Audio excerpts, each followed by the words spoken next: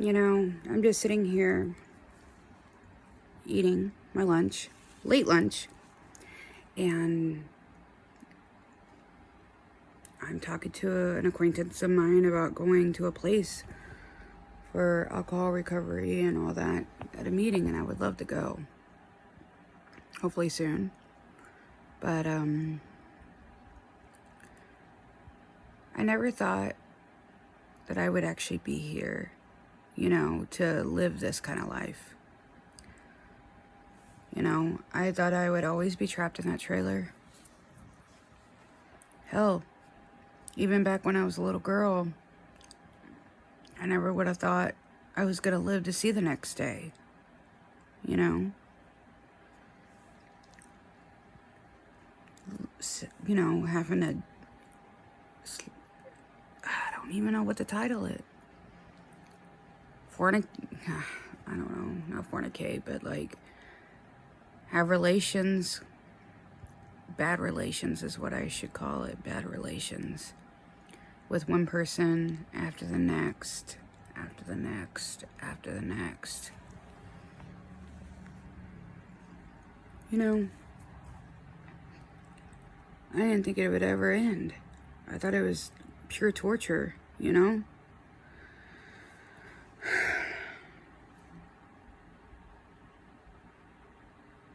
I'm thankful sitting here talking to you about it, that I made it this far in a life where I'm happy. I'm actually happy. 10 years happy. I mean, sure, in those 10 years I screwed up. I screwed up me and Michael's relationship. But we fix it. That's what we're doing. We act like it never happened. And we move on. We know it happened. Yes. When we talk about it and communicate about it, we tear up because it was about time. But, excuse me. To be honest, he's everything. You know? Yeah, we waited a year to see if the shoe would drop, but it never did. Y'all know that part. There's times where I sit in bed. That was my foot, my bad foot, my sprained foot. If you heard that pop, that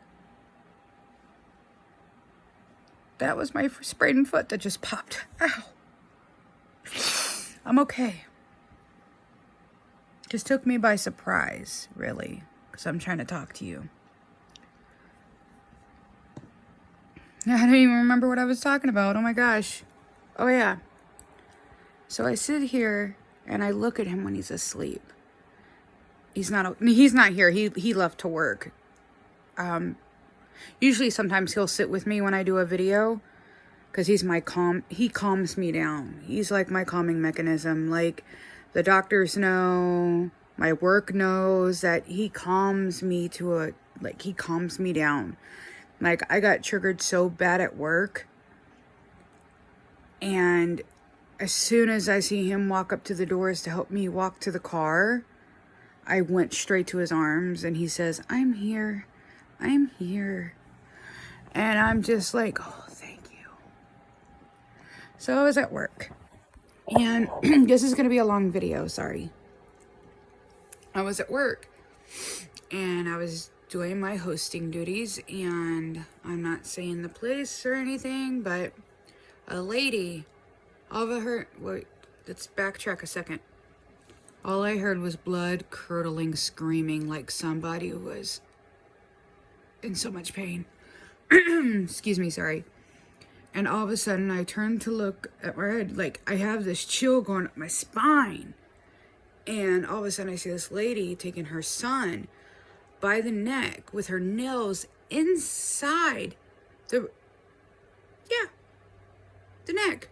And the kid is screaming, and then she also will take this to go.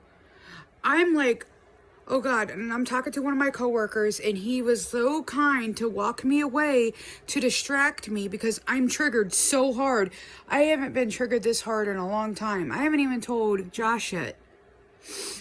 And I'm just like, oh my gosh. And I'm like freaking out. And he, like, I slowly calm down a little bit because he's distracting me. And then I see another work friend, and I talk to her, and I start calming down some more. And I'm like, you're okay. You're not back there. You are not back there. So when I'm hearing the kids screaming, I'm thinking of me screaming my head off the first time I get trafficked. The very first time. And there was nothing I could do about it until they tied something around my mouth.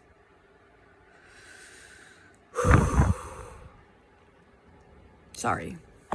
But this has to get out because I'm going to write a book. And I will have emotions because you can't get over something like that. I mean, you can get over it, but no. You'll always have triggers because that's PTSD. But, so when Michael, I felt so much better. I wasn't wound up tight at all. I did my work duties, and when it was over, I went out there to him and ran to him. And he sang to me on the way home, which made me feel so much better. That boy can sing. The sad thing is ever since he had his surgery done to his nose, they cut something out of his tongue. He can't do his screaming vocals as much or do his high notes. Oops. But anyway. Yeah. So, when you have PTSD, it will happen. PTSD will never fully go away. Yeah. So yeah, I'm thankful that I made it this far. Like I told Michael a long time ago, this is heaven to me. We have a roof over our heads, hot shower, food. You know, we go out and have fun. So yeah. Let me get back to eating. And make sure you stay hydrated and make sure you eat something too, okay? We'll talk more on this subject next time. Take care.